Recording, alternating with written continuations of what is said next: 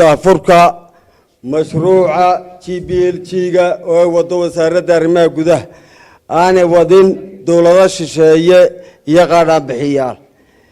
iyadoo looga jeedo in dowladaha hoose 23 degmo doorasho la gaarsiiyo oo ay tahay bolisiga wasaaradda arrimaha gudaha in badanna gobolka Saraar iyo degmada Caynaba ay u socdeen haday tahay wasiirada deegaanka ka soo jeeda barasaabo iyo anigoo maayarkii iyo xildhibaanada iyadoo wada duubanba aanu in badan doonaynay inaanu hawsha naloo soo daayo aanu ka shaqeyno maanta ay noqotay maantana aad iyo aad baynu soo dhaweynaynaa kadib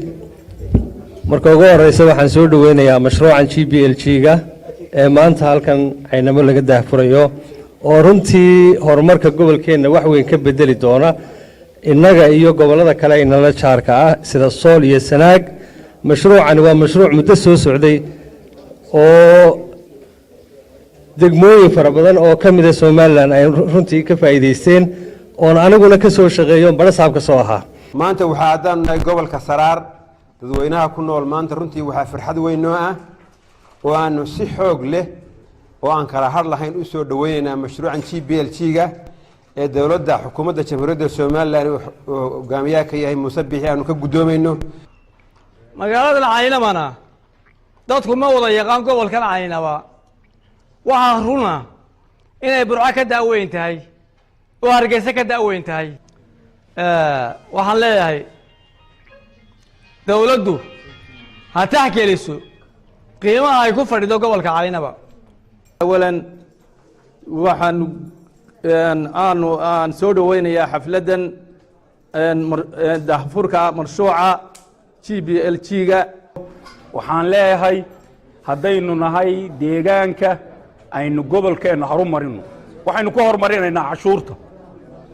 aad iyo aad baan mashruucan haddaanu odayaashii deegaanka nahay GPLG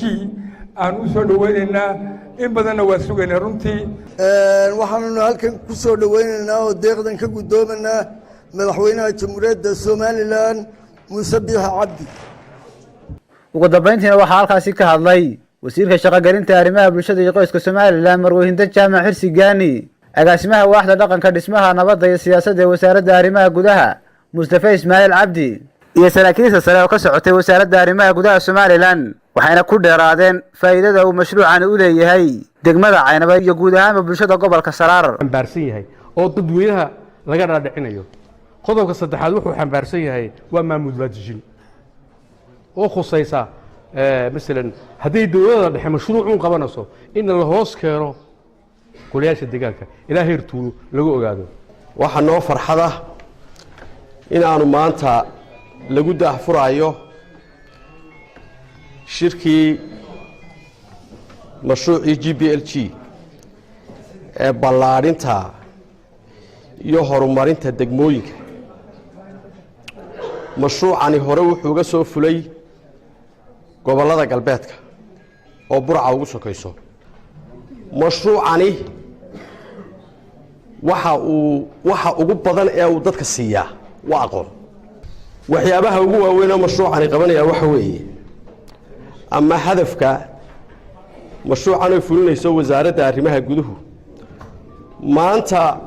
degmadan Caynaba waxaan aad ugu faraxsanahay inay ka nasiib badan tahay degmooyinkii lagu tijaabiyay mashruucan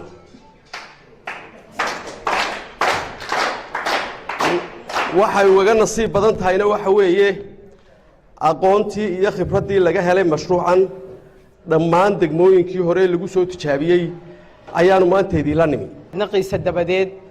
waxaan u mahad celinayaa madaxweynaha jamhuuriyadda Soomaaliland oo ay siyaasadiisu tahay uu ku hago golihiisa wasiirada iyo xukuumaddiisa in sinaan iyo cadaalad ay u gaadho horumarka jamhuuriyadda Soomaaliland ee xukuumaddu ay gacanta ku hayso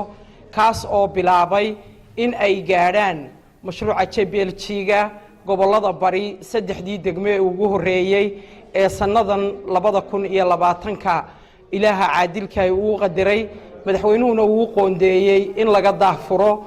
waxaan ku faraxsanahay inaan maanta joogo degmada Caynaba guud ahaan gobolka Saraar oo mashruucan nasiib u yeelatay inay ka mid noqoto degmooyinka maanta laga daahfurayo